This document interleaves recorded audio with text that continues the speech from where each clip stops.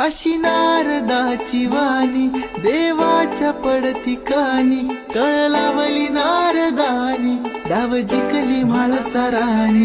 देव झाला म्हातारा फट पडली जोड्याला, देव झाला म्हातारा फट पडली जोड्याला.